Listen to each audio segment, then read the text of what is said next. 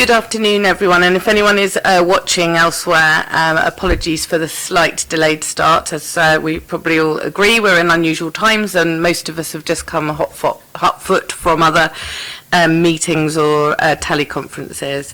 So, good afternoon anyway, and welcome to the Children and Families Decision meeting. I am Councillor Susie Horton, and as of this week, I have replaced Councillor Rob Wood as Cabinet Member for Children and Families, which I'm very excited about.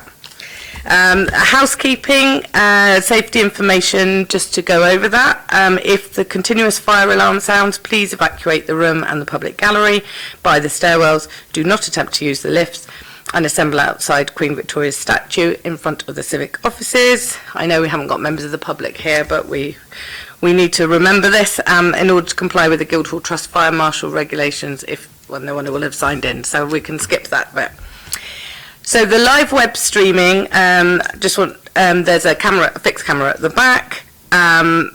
We haven't got any members of public here. I will go round and do introductions, and please remember, I think everyone knows this, to use the microphones provided. So should we go this way? Yeah, Anna Martin, Democratic Services. Alison Jeffrey, Director, Children, Families and Education.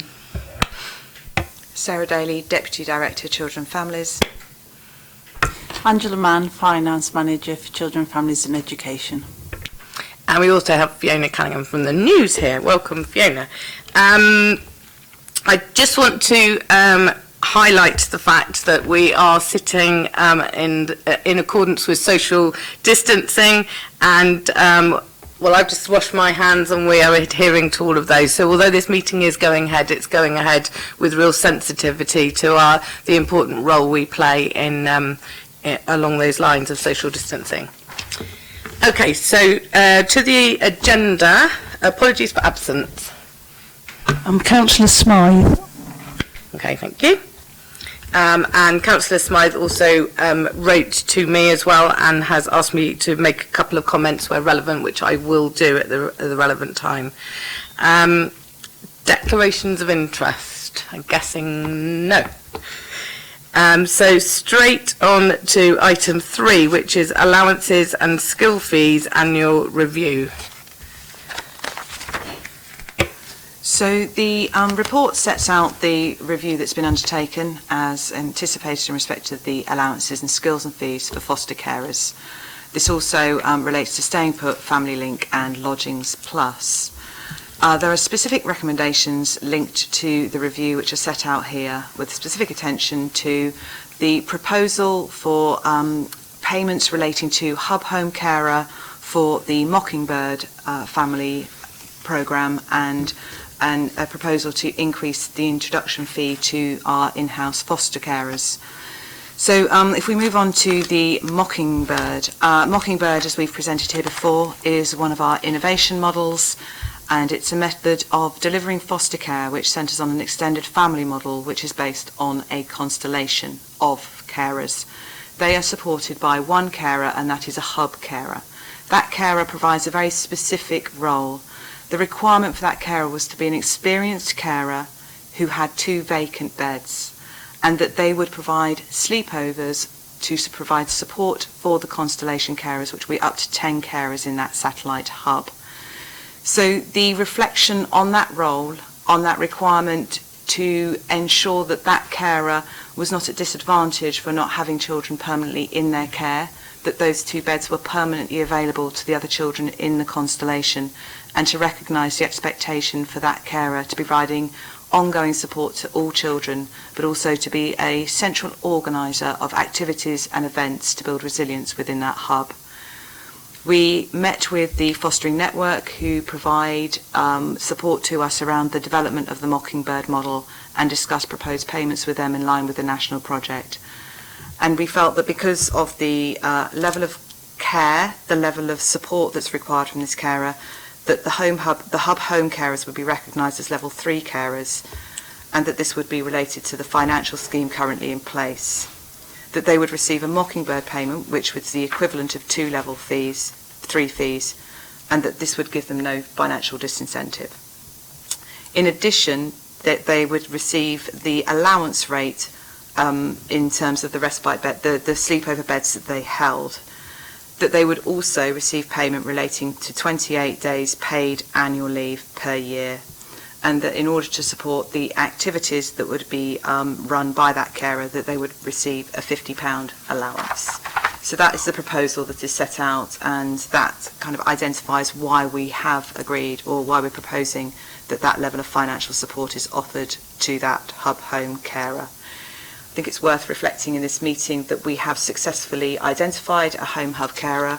We had a lot of interest from within our in-house carers and had some very strong carers come forward. So we are very happy that we have been able to identify a strong carer who will really be able to promote this model moving forward for us.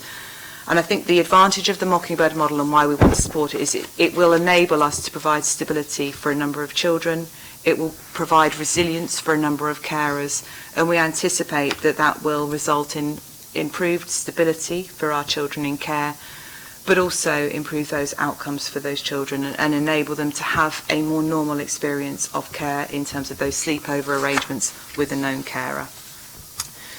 The other item within the paper relates to the introduction fee.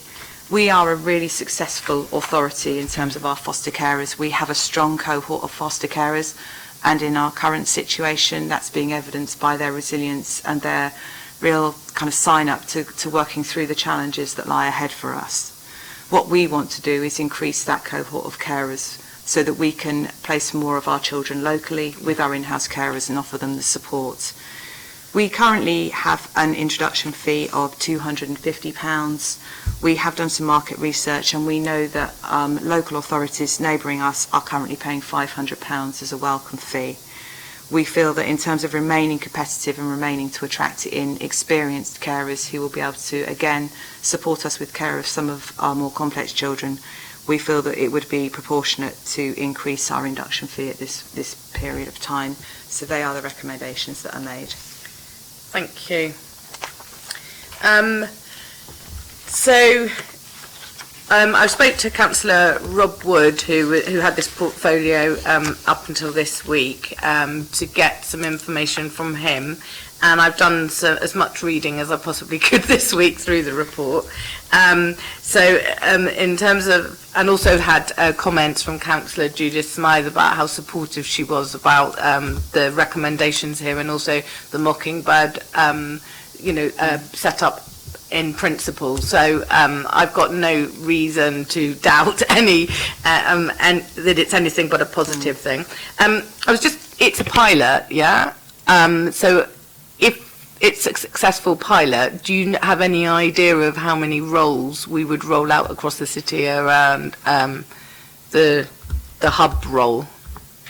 So because our recruitment was so successful and we had a number of potential hub carers who we could have appointed, we would be we were very keen to scale up 2 constellations by October this year, with a third within the first year of the project.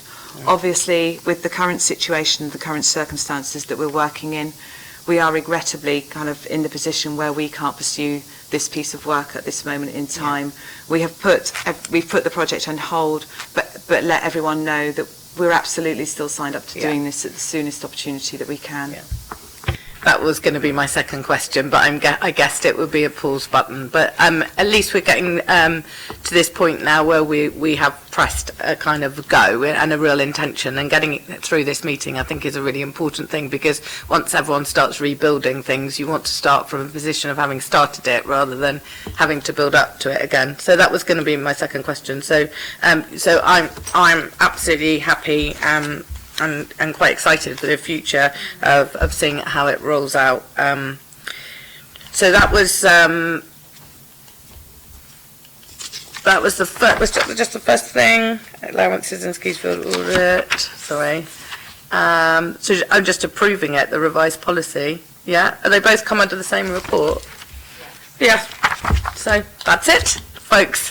Thank you very much for coming over. Thanks for your time. I also, just before we go, just want to place on record my thanks to the officers who are working so hard and way beyond the call of duty in protecting and safeguarding, children in the city, and I am in a way not surprised by the response from people and schools as well as families, but nevertheless it's with great pride that I can say that everyone is really pulling out the stops and working hard, and it's not going to stop yet. So on that note, I will stop this meeting so we can carry on working. Thank you.